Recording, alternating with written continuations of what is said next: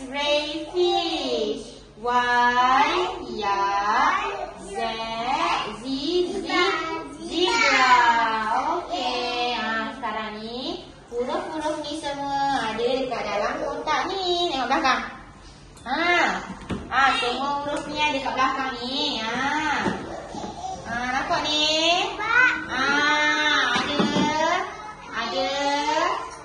Ada apa dalam ni? Ada A, B, A, B, C. Boleh ambil? Boleh. Okey, saya nak awak ambil. Lepas tu awak letak dekat sini Cantumkan balik dekat tempat dia Huruf A dengan huruf A.